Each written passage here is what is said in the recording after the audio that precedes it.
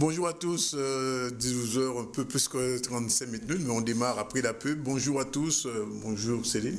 Bonjour. Vous avez la lourde tâche de remplacer Jessie aujourd'hui. Oui, encore une fois. Ça va être facile. Oui, ça va aller. Bonjour Anaïs qui va être avec nous tout à l'heure. Bonjour Dani.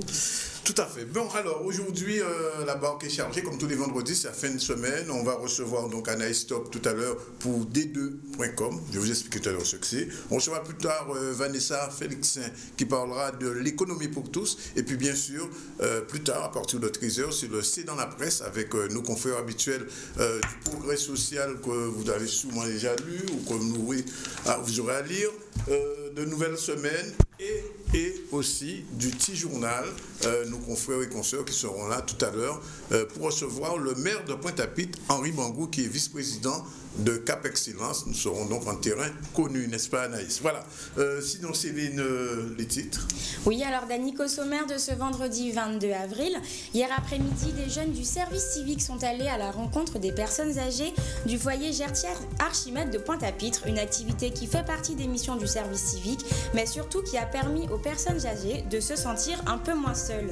La collectivité de Grand-Bourg de Marie-Galante organisait hier un forum de l'emploi, de la formation et de l'insertion professionnelle, une action qui permet aux chercheurs d'emploi ou de formation de s'informer sur les nombreuses offres proposées. Et enfin, hier, la commune de Déhay recevait comme chaque année la régate d'Antigues, un moment de détente et de partage entre les régatiers et les commerçants de la ville. Merci Céline, on vous retrouve tout à l'heure pour développer tous ces titres. On se tourne tout de suite vers Anaïs. Bonjour. Ouais, bonjour. Bonjour. Alors, à partir d'aujourd'hui, de ce vendredi, on vous verra souvent vous parler de développement durable. Bien sûr, c'est quelque chose dont on parle beaucoup, mais qu'est-ce que le développement durable, Anaïs? Alors effectivement, comme vous l'avez dit, le développement durable, c'est quelque chose dont on parle beaucoup, on entend parler sur les médias, à la télé, à la radio, mais de nombreuses personnes ne savent pas exactement de quoi il s'agit. Donc c'est la raison pour laquelle tous les vendredis, on propose cette nouvelle chronique D2.com, oui. Une chronique dédiée au développement durable. Alors D2, durable. C'est développement. D2 comme les 2 D du développement durable. Oui, et le .com pour être dans la modernité. Voilà, c'est oui. ça. Tout à fait. Donc ce sera l'occasion tous les vendredis de décrypter un petit peu tout ce qu'est le développement durable à travers des exemples concrets, des actions qui sont mises en œuvre sur notre territoire. Et puis l'important, c'est vraiment de comprendre que nous sommes tous acteurs du développement durable. Alors il faut dire aussi que vous connaissez votre sujet. Oui, c'est vrai que je connais un peu mon sujet puisque je suis moi-même chargée de projet développement durable à la communauté d'agglomération Cap Excellence et membre de l'association des ingénieurs de Guadeloupe. Donc c'est à ce titre que je pourrais être votre experte développement durable dans cette nouvelle chronique. Voilà, c'est parti donc pour cette première chronique. Tout à fait. Donc pour commencer, je vous propose de définir ce qu'est le développement durable. Ça me semble plutôt pertinent de savoir de quoi on parle. Donc il faut savoir, quand on parle de développement durable déjà, si je vous dis développement durable, vous à quoi vous pensez? Alors en général, tout bêtement, on dit environnement parce qu'on essaie de lier les deux. Est-ce que je suis dans le vrai ou... Alors effectivement, quand on parle de développement durable, c'est la première idée à laquelle on pense, l'environnement. Mais en fait, c'est un peu plus large que ça, le développement durable. Si on traduit développement durable en créole, puisqu'il y a une traduction créole de ce terme, on parle de l'aléondage Bosco. Oui. Donc on est vraiment dans cette idée d'environnement, mais il faut entendre environnement pas au sens de la nature, et les arbres, etc., mais au sens large du terme, de tout ce qui nous entoure en fait. Le développement durable, c'est une notion qui est apparue à la fin des années 80, en 1987. C'est récent, c'est très récent. C'est récent, c'est ça à mon âge à peu près. Oui. Merci de le dire. Donc c'est une notion qui est vraiment relativement récente et en fait à cette période on s'interrogeait sur un moyen de répondre aux différentes crises qu'on connaissait, des crises économiques qui étaient déjà présentes à l'époque, crise sociale, crise environnementale, les différentes grandes puissances se rendaient compte qu'en fait les ressources naturelles s'épuisaient de plus en plus et donc à ce moment-là on a défini donc une nouvelle sorte de développement ou plutôt on a adapté les modes de développement qui existaient et on a donc défini le développement durable comme étant un développement qui répond aux besoins du présent sans compromettre la capacité des générations futures à répondre l'heure. Alors on essaie de voir un petit peu plus clair là maintenant. Voilà, donc quand on dit tout ça, ça paraît un peu flou. Ce qui est important de comprendre, c'est que le développement durable est basé sur 3 piliers. Donc c'est ce que vous voyez à l'écran. Oui. Le pilier environnemental, donc on en a parlé, c'est le premier auquel on pense, donc tout ce qui est nature, biodiversité, etc. Un deuxième pilier qui va être le pilier économique, et donc dans ce pilier on va retrouver tout ce qui est recherche de richesse, pour la production d'une manière la production de richesse, tout à fait, pour répondre aux besoins de tout un chacun. Et puis le dernier pilier, et non des moindres, qui est le pilier social, où là on va retrouver tout ce qui est en rapport avec l'humain, donc tout ce qui est santé, l'école, inégalité sociale, pardon. Voilà, tout à fait. Alors, oui, alors ce pilier environnemental, il concerne tout le rapport avec l'environnement, c'est bien ça? Voilà, tout ce qui est environnement, biodiversité, on entend beaucoup parler aussi de réchauffement climatique. J'aurai l'occasion de vous en parler dans d'autres chroniques, on fera des zooms sur ces problématiques-là qui nous touchent particulièrement en Guadeloupe. Oui, absolument. Et en fait, si vous voulez, tous ces 3 piliers sont vraiment interconnectés, c'est-à-dire que si vous agissez sur un des piliers, forcément, il y aura des conséquences sur les autres piliers. Et c'est ça le développement durable. C'est-à-dire que si on agit sur l'économique, ça a une relation avec le social tout à fait naturellement. Tout à fait. Alors je vais vous prendre un exemple de la vie de tous les jours. Oui. Disons qu'on va faire ses courses. Une ménagère ou un ménager, je ne sais pas si ça se dit. En fait, disons un homme, tranquillement. Voilà. Oui. Quelqu'un qui va faire ses courses. Disons qu'on fait le choix d'aller faire ses courses dans les grandes surfaces qu'on a en Guadeloupe, fruits et légumes. D'accord. Sans s'interroger sur la provenance des fruits et légumes, etc. Un jour, on se dit que c'est pas forcément des produits de très bonne qualité et on souhaite améliorer ça. Donc là, on agit sur le pilier social, sur la santé, etc. Oui. On souhaite des produits de meilleure qualité. Tout à fait. Et ce jour-là, on décide plutôt d'aller au marché pour faire son marché fruits et légumes. À ce moment-là, on décide de consommer local. Oui. Donc l'économie, l'argent qu'on va dépenser en achetant, sera injecté dans l'économie locale à l'échelle de la Guadeloupe. Ne repartira pas, vous voulez dire que ça ne repartira pas, c'est-à-dire entre acheter des ignames de la Guadeloupe ou du Costa Rica. Tout à fait. Oui, on voit la différence. On voit tout de suite la différence. En plus, vous agissez encore sur le pilier social puisque vous instaurez un lien de proximité avec votre maraîcher qui va pouvoir vous conseiller, etc. Et enfin, vous agissez sur l'environnement puisque vous parlez des ignames qui viennent du Costa Rica, c'est un déplacement, enfin c'est des transports de marchandises en moins. Du CO2. Et donc des émissions de carbone en moins. Donc vous voyez, juste en changeant une petite habitude. Un petit geste de quotidien comme ça. Tout à fait. En décidant d'acheter des ignames de Guadeloupe plutôt que d'acheter des ignames de Costa Rica, il y a toute une chaîne qui se met en place. Il y a toute une chaîne qui se met en place et vous voyez bien que les 3 piliers sont vraiment interconnectés. Alors, question qui se pose, comment faire pour que qu'un développement soit vraiment durable? Donc, comme je viens de vous l'expliquer, c'est vrai que c'est un changement d'habitude. Vous voyez, on va au marché plutôt que on consomme local plutôt que de consommer on ne sait où. Donc c'est des changements d'habitude qui doivent se faire pas qu'à l'échelle de la Guadeloupe, parce que forcément si nous on fait quelque chose mais qu'autour personne n'agit, ça sera compliqué. Donc c'est vraiment un changement global qui doit s'opérer et puis vraiment changer nos habitudes actuelles pour que le développement bénéficie à tous, que ce soit les pays du Nord qui sont plus les pays riches ou les pays du Sud qui sont plus les pays pauvres, c'est comme ça qu'on dit ça, et vraiment réfléchir à utiliser les ressources de la planète de façon raisonnée. Oui. Alors, à ce stade-là, je vais vous poser juste une petite question qui revient souvent, c'est la question des emballages. Par exemple, les pots de yaourt. La question des emballages, quelle est votre question? Alors, la question des emballages, c'est-à-dire souvent on achète des produits qui ont des emballages importants, il faut s'en débarrasser.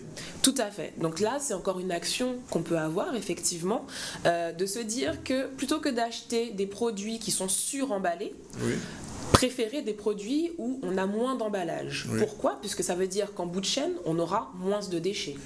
Et de préférence, les trier, c'est sûr que c'est l'idéal. Et bien sûr, vous l'avez dit tout à l'heure, la question du transport aussi. Et la question du transport. Si vous avez des produits qui sont moins emballés, c'est des produits qui prennent moins de place dans un camion de transport. Et du coup, vous aurez besoin de moins de camions pour approvisionner les magasins. Là encore, on a des économies de carbone. Alors donc globalement, contrairement à ce qu'on pouvait penser juste avant cette chronique, on peut dire que le développement durable, ça concerne tout le monde et tous les jours. Le développement, ça concerne tout le monde et ça nous concerne tous au quotidien, tout à fait. Et donc ça signifie qu'il va falloir de plus en plus introduire les Guadeloupéens, je ne vais pas les obliger, mais enfin leur expliquer comment chaque geste comporte une conséquence sur le plan social, économique, etc., etc. Tout à fait. Et en fait, la majorité des personnes sont déjà dans une dynamique de développement durable sans le savoir. Oui. Très souvent, lorsqu'on explique aux personnes, ben voilà, telle action, ça peut être une action de développement durable, on dit mais c'est quelque chose que je fais tous les jours. Oui.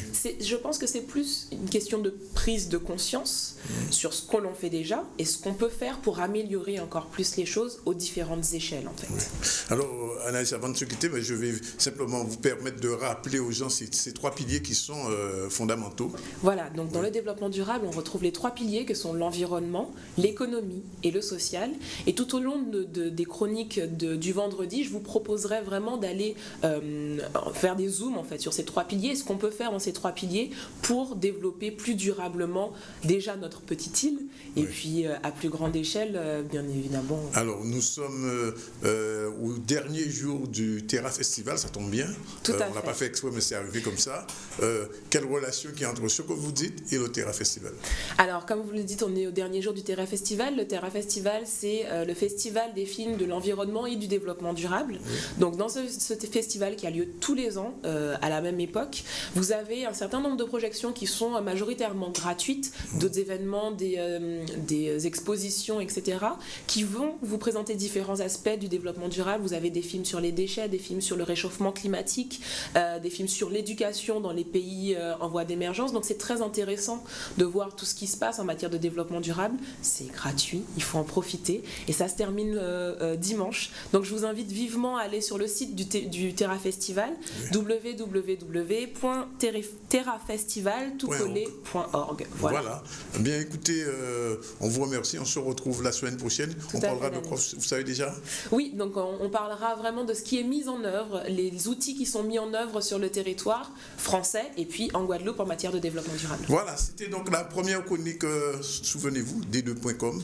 Et si vous avez raté le début, c'est pas grave, vous avez le zcl.tv sur lequel vous verrez en replay ce qu'elle vient de dire. Il est pratiquement 12h53 minutes, 52 minutes exactement. On se retourne vers Céline pour le développement des titres du journal et on repart tout de suite sur le service civique, Céline. Effectivement, Danick, hier après-midi, des jeunes du service civique sont allés à la rencontre des personnes âgées du foyer Gertier-Archimède, une animation avec pour thème la solidarité qui rentre dans les missions du service civique afin de lutter contre l'exclusion. Une activité intergénérationnelle qui a permis le temps d'une après-midi de sortir les personnes âgées de leur isolement. Reportage de Maxime Morel. Cette journée est dédiée bien sûr à l'action des jeunes en service civique. Donc vous voyez là les jeunes derrière nous qui sont en activité, en mission en service civique. Donc ils sont accueillis par la maison de quartier des Lauriers Web et sont donc mis à disposition à la ville de Pointe-à-Pitre et principalement donc au foyer Gertier-Archimède. Les missions, ce sont des missions d'intérêt général, ce ne sont pas des emplois, ce sont des missions d'intérêt général qui sont donc mises en place pour donc faire des missions vis-à-vis de la population. Voilà, donc elles sont diverses, elles sont différentes thématiques. Vous avez la thématique solidarité, comme ici, vous avez la thématique environnement, culture et loisirs, éducation pour tous, mémoire et citoyenneté. Enfin, vous avez un panel de missions qui sont très intéressantes et qui sont mises en place pour donner vraiment des missions auprès de la population. Au sein du foyer, nous accueillons un groupe de jeunes en mission civique et ce sont des acteurs de solidarité dans le cadre de l'animation et elles travaillent avec notre animatrice et elles permettent de dynamiser l'établissement parce qu'elles sont au quotidien à l'écoute des personnes âgées. Elles les accompagnent dans leurs besoins, leurs courses, si elles ont besoin d'aller chez le médecin, elles sont là pour les accompagner et elles établissent en partenariat avec notre animatrice un programme d'animation de diverses sortes d'actions, des sorties, des activités ludiques telles que le jeu, des travaux manuels, des ateliers de cuisine pour permettre aux personnes âgées de sortir de leur isolement. Très important parce que nous avons beaucoup d'aînés sur Pointe-à-Pitre qui sont très isolés, qui sont seuls, et c'est très important, non seulement pour nous, mais pour les personnes âgées aussi, très important qu'ils aient de la compagnie et de la compagnie de jeunes. Ça fait de l'intergénération aussi entre jeunes et personnes âgées. Les jeunes apprennent beaucoup de choses aux personnes âgées et les personnes âgées apprennent beaucoup de choses aux jeunes. On rappelle que le service civique permet à tous les jeunes entre 16 et 25 ans de s'engager sur une période de 6 à 12 mois au service de l'intérêt général. Il peut être effectué auprès des collectivités ou d'associations en France ou à l'étranger. On part tout de suite à Marie-Galante, Céline. Exactement, on part du côté de Marie-Galante puisque la collectivité de Grand-Bourg de Marie-Galante organisait hier le forum de l'emploi, de la formation et de l'insertion professionnelle sur la place de l'église. Un événement ouvert à tous qui contribuent au développement de l'emploi local et à la liberté d'entreprendre. L'occasion pour les personnes à la recherche d'emploi ou de formation de se renseigner sur les nouvelles et diverses méthodes proposées par les organismes. Reportage de Charlie Dagonia. Nous sommes présents au niveau de la Grande Terre et de la Basse Terre, et aussi sur le territoire marie-galantais. Nous sommes là bien sûr pour permettre à la population de pouvoir évoluer dans ses acquis et dans ses compétences. Nous proposons des formations dans le métier du tertiaire et du BTP, à savoir par exemple comme formation, secrétariat comptabilité, agent d'entretien manuel des locaux, animateur périscolaire. Guadeloupe Formation aujourd'hui propose un nouveau dispositif qui s'appelle CLEA, qui est en direction des demandeurs d'emploi mais aussi des salariés. Ça permet à ce demandeur d'emploi ou à ce salarié de valider et de valoriser ses compétences. Et par cela, il pourra obtenir le premier certificat interprofessionnel. Donc il va avoir une évaluation et à la suite de cette évaluation, ça va lui permettre d'accéder à 75% de 7 domaines. À ce moment, il pourra aller en certification. Si toutefois, il n'a pas ces 75% dans un seul des 7 domaines que requiert ce socle de compétences, on va pouvoir le former et le représenter vers une évaluation finale pour lui permettre d'obtenir cette certification. Alors, je suis venu aujourd'hui présenter les métiers de la marine marchande. L'Express des Îles et Jeans emploie des salariés issus des formations marine marchande. Alors, dans ces formations, il y a toute une partie de formation pratique et nous accueillons parfois des élèves issus des formations marine marchande que nous formons à bord des bateaux de manière à compléter leur formation théorique. Alors il faut savoir que l'essentiel des formations marines marchandes se font dans des écoles qui sont basées en France. Donc il y en a une à Marseille, une au Havre, une à Saint-Malo et une à Nantes. Donc on est obligé, même les élèves locaux qui sont allés se former en France métropolitaine, on les accueille sur nos bateaux pour parfaire leur formation. Donc ils ont une série de stages réglementaires à effectuer et lorsque nous avons de la place, lorsque nous avons les possibilités, nous nous accueillons de manière à pouvoir avoir de jeunes officiers pour pouvoir prendre la relève. Et ce forum pour l'emploi, vous savez quelle est la problématique à Marie-Galante et la prégnance du chômage, puisque nous avons plus de 30% de chômage à Marie-Galante, 60% de nos jeunes sont au chômage. Donc vous comprenez bien que pour nous, il était important de mettre ce forum en place pour permettre aux acteurs de l'emploi, de l'insertion et de la formation de croiser tous ceux qui sont demandeurs d'insertion, de formation ou d'emploi.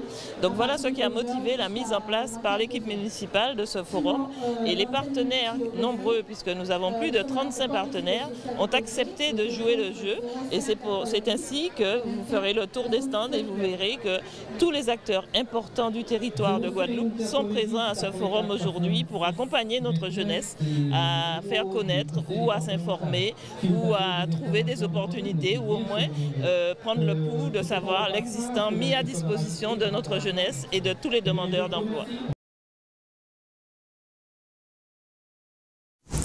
Il est 12h58, on se retrouve juste après la pub pour la suite du ZCL.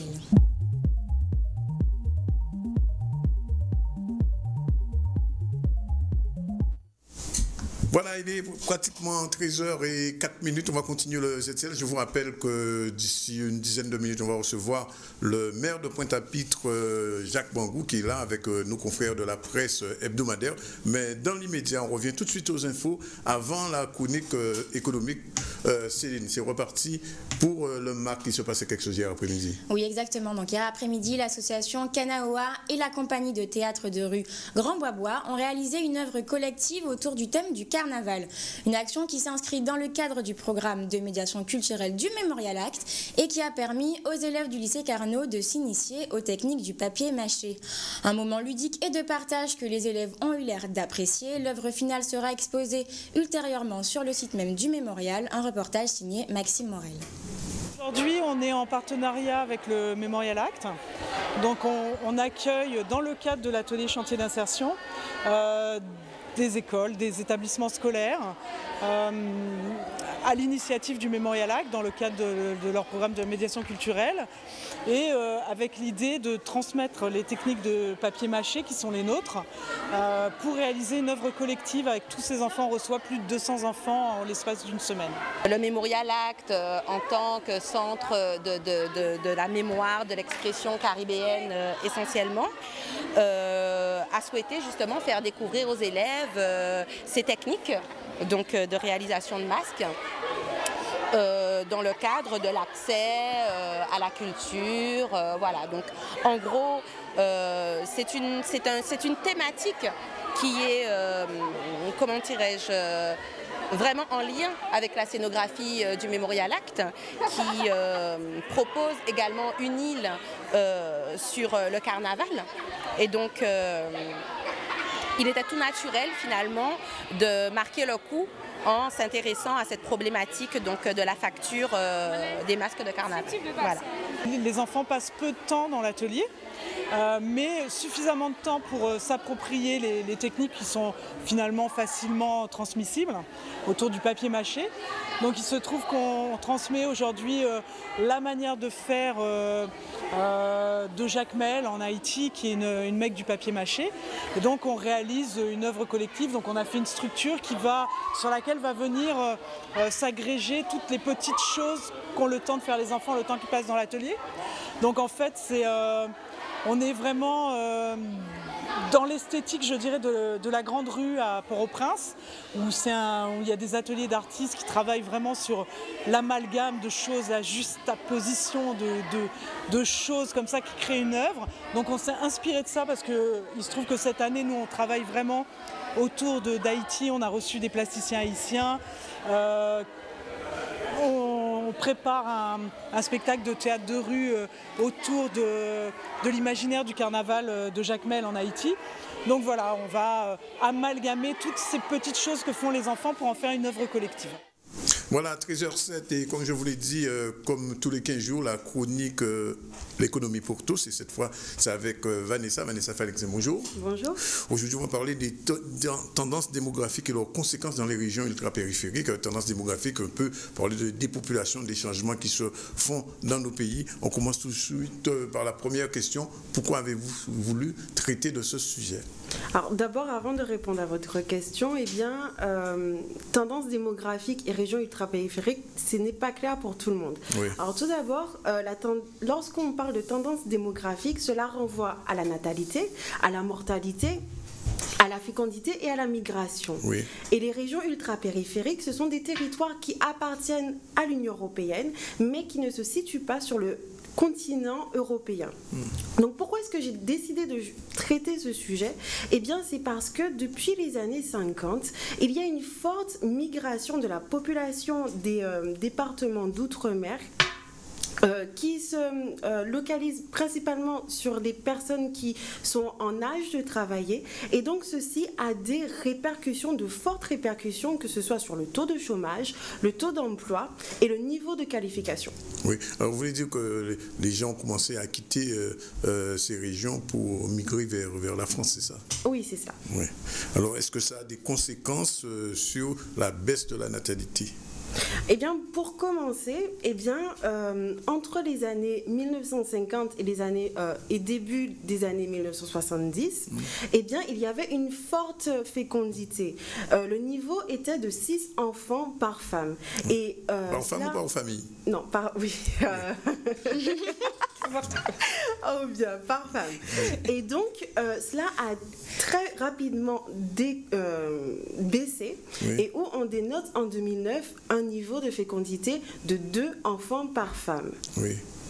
Donc on a diminué de pratiquement de 4 enfants, c'est ça? C'est ça. Les grandes familles antillaises commencent à disparaître. Alors, quelles conséquences cette baisse on peut observer à cause de cette baisse? Bien, en fait, la baisse de natalité a un fort impact sur le solde naturel qui, d'ici 2030, ne serait-ce que pour la Guadeloupe, risque de devenir nul. C'est quoi le solde naturel? C'est simplement la différence entre les natalités et les mortalités.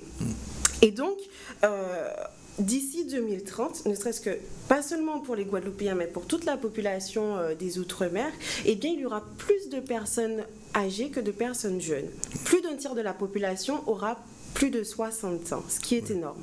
Oui, effectivement, c'est pas très réjouissant de savoir. Alors, quelle est la deuxième chose qui modifie l'agencement de la population dans ces régions? Eh bien, parallèlement, il y a cette migration très importante des personnes en âge de travailler. Lorsqu'on dit personnes en âge de travailler, des gens comme vous?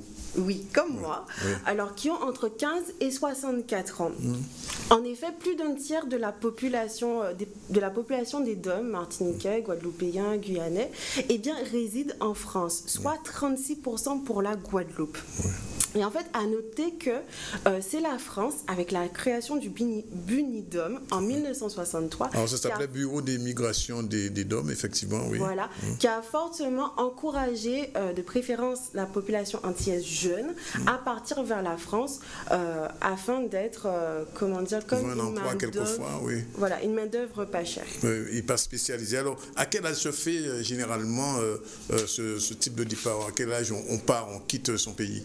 Eh bien, c'est principalement entre 15 et 25 ans que se font le plus grand nombre de départs. Tout ceci pour avoir une formation, pour aller en quête de formation. Oui. Et comment on peut expliquer tous ces départs? Eh bien, alors, premièrement, on va noter, comment dire, une offre universitaire limitée. Oui. Et ensuite, une incapacité de l'économie guadeloupéenne à pourvoir à tout, comment dire, aux actifs de la Guadeloupe. C'est-à-dire que la dernière fois, nous avons vu que la Guadeloupe était plus une économie qui consomme plutôt qu'une économie qui produit. Oui, donc, de ce fait, eh bien, elle ne peut pourvoir aux emplois de toute la population. Et ensuite, nous avons comme cette chose qui s'installe dans la conscience des Guadeloupéens, je ne sais pas si c'est consciemment ou inconsciemment, où il y a comme cette incapacité de l'économie guadeloupéenne à pourvoir justement aux besoins de la population. Et cette supériorité en fait de l'État français à pouvoir le faire. Donc en fait, lorsque je parle de cela, eh bien c'est par exemple ces étudiants, ou plutôt à la fin de mon baccalauréat, enfin simple pour vous donner une idée, eh bien ces personnes qui avaient leur bac, qui pouvaient faire très clairement leur formation ici ou en Martinique, mais qui avaient ce besoin de vouloir partir et d'aller en France. Oui. Donc voilà, c'est cela. Alors, est-ce qu'on peut dire, Vanessa, que dans la réalité concrète, les gens qui partent, ça leur sert à quelque chose, ça bénéficie à nos pays ou à ces gens? Donc, premièrement, on dénote que les personnes qui partent accèdent plus facilement à un emploi. Oui. Toutefois, par rapport à la moyenne nationale, les Antillais occupent des emplois moins qualifiés. Et en fait, on observe que pour les personnes ayant moins de 35 ans, les Antillais qui ont moins de 35 ans, ils accèdent à des emplois beaucoup moins qualifiés. Et on observe un problème de déclassement qui est là encore supérieur à la moyenne nationale. C'est quoi le déclassement? C'est par exemple, moi j'ai mon master, oui. Et donc dans le but d'accéder à un poste de cadre, oui. Eh bien en fait je vais me retrouver à l'accueil par exemple de centres commerciaux. Oui. Et ceci est beaucoup plus présent chez les jeunes guadeloupéens, martiniquais, réunionnais que chez les jeunes français. Oui. Ensuite, il est observé que les Antillais diplômés du supérieur, les plus âgés, eh bien, ils ont, ils occupent bien moins souvent un emploi de type intermédiaire, oui. Et de cadre supérieur que leurs confrères qui sont restés en Guadeloupe ou en Martinique. Alors, dernière chose, c'est que les diplômés aussi s'en vont. Il y a une espèce de ce qu'on appelle la fuite des cerveaux. Oui, c'est cela. C'est carrément une déportation de matière grise. Alors, dernière chose, avant que de se quitter, au regard de ce que vous avez dit et qu'on regarde un petit peu l'échelle des âges, vous avez dit que la population est en train de vieillir finalement. La conclusion. C'est-à-dire les jeunes s'en vont et ceux qui restent, ce sont des gens de plus en plus âgés. Et donc, eh bien, en parallèle, si on devait faire une mutualisation de ces deux infos, eh bien, on assistera très prochainement à une augmentation continue de la dépendance fiscale. C'est-à-dire que pour une personne qui travaillera, par exemple moi, ou elle, eh bien, nous aurons à charge 3 personnes âgées. Oui, à payer leur retraite, quoi. Voilà, c'est cela. Et donc, en fait, le défi majeur, c'est de réaliser un modèle économique et de cohésion sociale, d'accord, qui s'adaptera justement à cette transition démographique qui sera brutale. Bien, écoutez, c'est peut-être une proposition qu'on fera au maire de Pointe-à-Pitre qui est là, puisqu'il y a un politique, c'est un décideur. En tout cas, on vous remercie, Vanessa. On vous retrouve dans une quinzaine de jours. On parlera de quoi? On sait déjà? Non, pas encore choisi le sujet, mais on aura l'occasion d'y revenir. Sinon, avec Céline, on va terminer le journal et là, on part à DE parce que les Déisiens font chaque année une régate vers Antigua. Exactement, comme chaque année depuis une vingtaine d'années, la ville de DE reçoit la régate d'Antigua. Hier, élus et commerçants se sont réunis pour accueillir les régatiers et préparer le départ du lendemain. Un moment de détente pour les navigateurs, mais aussi une opportunité pour la ville et les commerçants de poursuivre leur activité touristique. Reportage d'Olivier Moradel. Vous savez, DE a toujours vécu dans la mer, avec la mer. Et donc pour nous, ça fait plus d'une trentaine d'années que la commune de DE reçoit chaque année, lors du 3e jeudi du mois d'avril, le Sailing Week d'Antigua. Chaque année, tous les skippers qui viennent du sud s'arrêtent à DE.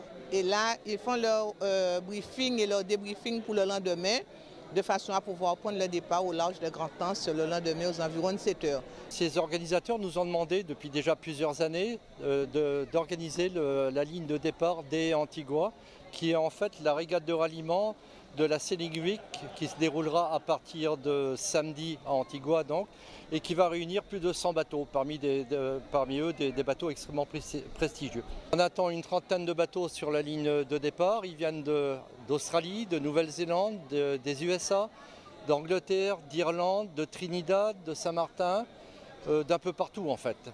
Je n'ai pas le détail encore de tous les bateaux qui sont en train de s'inscrire, mais je dois dire que c'est cosmopolite.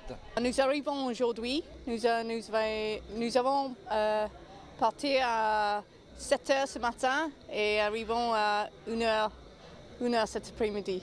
La dernière semaine, nous n'avons pas de vent, mais heureusement, aujourd'hui, nous avons un peu de vent pour venir ici pour faire le retour. Cette année, la manifestation a un peu plus d'ampleur parce que bon, nous sommes aidés par l'Union des commerçants de DE et la CCI, et c'est une opportunité pour les commerçants du bourg parce que bon, en ce moment où la saison tire à sa fin, ça leur permet d'avoir un peu de monde, un peu d'activité. Et donc on est très contents avec Triskel, avec la CCI, avec l'Union des commerçants, de pouvoir offrir ce moment de détente à la population.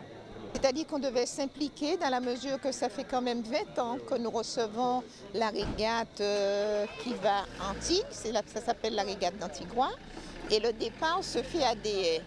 Mais nous accueillons les régatiers le jeudi soir autour d'un pot. À cette occasion, avec les commerçants, nous avons pris la décision que les commerçants restent ouverts plus tard pour les accueillir, pour montrer la beauté du bourg de DE. La lumière, comment c'est beau avec tous les commerces, tous les restaurants illuminés, et un petit peu profiter, et là c'est un petit peu pour que toute la Guadeloupe voit comment DE et Baïnak le soir, comment ça se passe. Voilà, il est 13h20 dans le ZCL. Dans 15 secondes, le temps d'une page de pub, on se retrouve avec le maire de Pointe-à-Pitre et nos confrères de la presse pour le C dans la presse. Comme chaque vendredi désormais, nous recevons ici en direct une personnalité interrogée par nos confrères de la presse hebdomadaire. Voilà, tout de suite la page de pub et on se retrouve après. Ne quittez pas.